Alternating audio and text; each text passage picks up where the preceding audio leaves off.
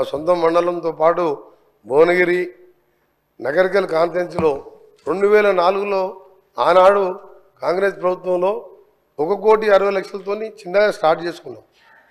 ఆ తర్వాత 26 కోట్లు ఒకసారి నేను మినిస్టర్గా ఉన్నప్పుడు అప్పుడు 2009లో శాంక్షన్ చేయడం జరిగింది. దాని తర్వాత ఆ వర్క్ టెండర్ పిలిచి గత ప్రభుత్వంలో దాని పనులు ఎక్కడికక్కడ నిలిచిపోయిన అధ్యక్ష. నేను యాజ్ ఏ మంత్రిగా వారిని కృతజ్ఞత తెలియజేసుకుంటూ నేను ఒకటే కోరుతున్నా, ఇది హైదరాబాద్కి వెళ్ళి వచ్చే డ్రైనేజ్ వేస్ట్ వాటర్ అయినా మా ప్రజలకు వేరే ఆల్టర్నేట్ లేదు. ఇరిగేషన్ వ్యవసాయం చేసుకోవాలంటే కొండపోచమ్మకి వెళ్ళి బస్వాపూర్కి వెళ్ళి అక్కడికి వెళ్ళి చిట్యాల వరకు అలైన్మెంట్ ఫిక్స్ చేసిండ్రు.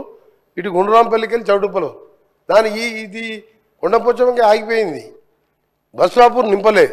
అది వస్తే మాకు గోదావరి నీళ్ళు వచ్చాయి అని మా పరిస్థితి ఏంటంటే ఈ మూసి డ్రైనేజ్ నీళ్ళతోనే వ్యవసాయం చేసుకొని పండిన పంటలు తినే పరిస్థితి లేదు. బయట అమ్ముకొని మళ్ళా వేరే మార్కెట్లో కొనుక్కొచ్చుకొని తినే పరిస్థితి మా మూసి పరిస్థితి. ఆ మూసి నీళ్ళ కోసమే ఇంత పోరాటం చేసాం. కానీ ఈరోజు గౌరవ ముఖ్యమంత్రి గారు మూసి దాన్ని ట్రీట్మెంట్ చేసి దాన్ని చేస్తున్నాడు. అదొక సంతోషకరమైన వార్త. మా దగ్గర భూగర్భ జలాలు ఎక్కడ బోర్ వేసినా 1000 ఫీట్లు వేయాలి, వేస్తే ఎల్లో కలర్ వాటర్ వస్తుంది అధ్యక్ష. అందుకని మీ ద్వారా గౌరవ మంత్రి గారికి, గౌరవ ముఖ్యమంత్రి గారు కూడా ఇప్పటికే బ్రాహ్మణ వెల్లంలో కానీ ఎస్ఎల్బిసి సొరంగ మార్గం 70% కాంగ్రెస్ ప్రభుత్వంలో పూర్తి చేస్తే సరే, ఏందో మా దురదృష్టమో మా కర్మనో ఏందో లేదు, మేము ఆ ప్రాంతంలో పుట్టిన కింద ఫ్లోరైడు పైన మూసి నీళ్ళు పూర్తి చేస్తారని ఎన్నోసార్లు బతిలాడి కాళ్ళ వేళ పడ్డా కనికరం లేదు, మానవత్వం లేదు. సొరంగాన్ని పండబెట్టిను. బ్రాహ్మణ వెల్లంలో ఈ 11 నెలలనే మీ మంత్రి గారు, డిప్యూటీ సీఎం గారు వచ్చి నీళ్లు వదిలిపెట్టాను. 2 days బ్యాకే 37 crores ల్యాండ్ ఎక్విజిషన్ కూడా రిలీజ్ చేసిండ్రు. నెక్స్ట్ వీక్ మళ్ళీ ఒక 35 కోట్లు ఇచ్చి లెఫ్ట్ కెనాల్, ఆ తర్వాత రైట్ కెనాల్ కూడా పూర్తి చేస్తామని మంత్రులందరూ కూడా హామీ ఇచ్చిన అధ్యక్ష.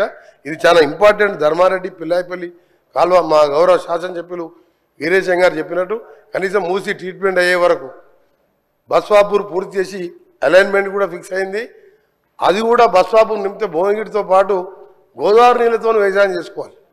ఈ డ్రైనేజ్ నీళ్ళతో కాదు, దీన్ని కృష్ణాలో కలిపి ఫ్రెష్ గోదావరి వాటర్ దాకా సీఎం గారు ప్లాన్ చేస్తున్నారు. అది చాలా మంచి ఐడియా. మా నల్గొండ ప్రజలల్లో ఇక మేము బతుకుతాంరా 60-70 ఏళ్ళని ఆశ వచ్చింది. 10 ఏళ్ళల్లో 7 లక్షల కోట్లు తెచ్చి నల్గొండ జిల్లాని 70% పూర్తయిన ప్రాజెక్ట్ అని పక్కన పెట్టిండు. అందుకని ప్రజలు కూడా మన ఎన్నికల్లో సరిపోయిన బుద్ధి చెప్పి ఎక్కడ డిఫెక్ట్ రాలే, ఒక్క దగ్గర ఎక్కడో 2-3 వేలతోని ఏకలింగం గెలిచిండు తప్ప. అందుకని మాకు అందరూ 60-70 వేలతో గెలిచినాం. 60-70 వేలతో గెలిచినాం అధ్యక్ష. 60-70 వేలతో గెలిచినాం. ఎందుకు గెలిచినాం అంటే సార్ కరెక్ట్ వాస్తవాలు చెప్పాలి సార్. 60-70 వేలతో ప్రతి ఎమ్మెల్యే నామినేషన్ వేస్తే 60-70 వేలతో గెలిచినాం.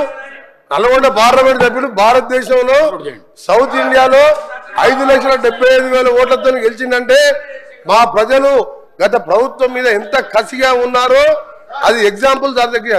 అందుకనే మీ ద్వారా మా మంత్రి గారిని, ఫైనాన్స్ మినిస్టర్ గారిని, గౌరవ ముఖ్యమంత్రి గారిని గ్రీన్ ఛానల్లో నల్గొండ జిల్లా అంటే ప్రపంచ పటంలో ఫ్లోరైడ్ నీళ్లు మూసి నీళ్లతో దుర్భర పరిస్థితుల్లో బతుకుతున్న జిల్లా. మీ ద్వారా వీళ్ళందరికీ రిక్వెస్ట్ చేస్తున్నా, మా మంత్రులందరూ కూడా సహకరించండి.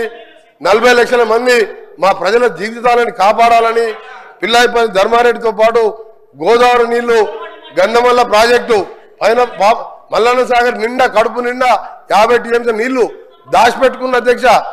20,000 పెట్టి రిజర్వాయర్ కట్టిను. ఒక్క స్లూస్ పెడితే గంధమల్ల కడితే అధ్యక్ష, నేను రైతుల గురించి మాట్లాడుతున్నా. గంధమల్ల రిజర్వాయర్ ఇట్లా గంధమల్ల రిజర్వాయర్ ఒక 3 నెలల పని అధ్యక్ష. టెండర్లు పిలిచిండు గంధమల్ల రిజర్వాయర్ టెండర్లు పిలిచి టెండర్లు క్యాన్సిల్ చేసిండు. ఇప్పుడు ఈ రాష్ట్రాన్ని అతి ఎక్కువ కాలం పాలించింది కాంగ్రెస్ పార్టీ. ఇవాళ మూసీలో ఇవాళ నల్గొండ జిల్లా ప్రజలు ఏదైనా బాధపడుతున్నారంటే దానికి ప్రథమ ముద్దాయి కాంగ్రెస్ పార్టీయే. ఎందుకంటే ఈ రాష్ట్రాన్ని ఎక్కువ రోజులు పాలించిందే కాంగ్రెస్ పార్టీ. మీరేం చేసిందని మమ్మల్ని మాట్లాడుతున్నారు.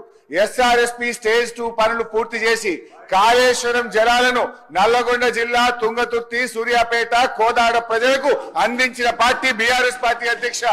అధ్యక్ష అనవసరంగా ఒకరోజు చర్చ పెడదామంటే పెట్టండి. కాంగ్రెస్ పాలన ఏం చేసిందో మేమేం చేసాం. జరుగుతున్నది క్వశ్చన్ అవరు. క్వశ్చన్ కు సూటిగా ప్రశ్నకు ఆన్సర్ జరిగితే 10 ప్రశ్నలు వచ్చేటువంటి అవకాశం ఉంటది. ప్రతిరోజు 3 ప్రశ్నలకు 4 ప్రశ్నలకే సభ పోతుంది కనుక దయచేసి మీరు ఒక్కొక్క ప్రశ్నను సూటిగా ప్రశ్న సమాధానం చెప్పినట్టు చూడండి. మంత్రులు లేసి రాజకీయ ప్రసంగాలు చేస్తే మేము ఇంటరప్ట్ చేయాల్సి వస్తుంది. దానికి అవకాశం ఇవ్వద్దని మిమ్మల్ని కోరుతున్నాం.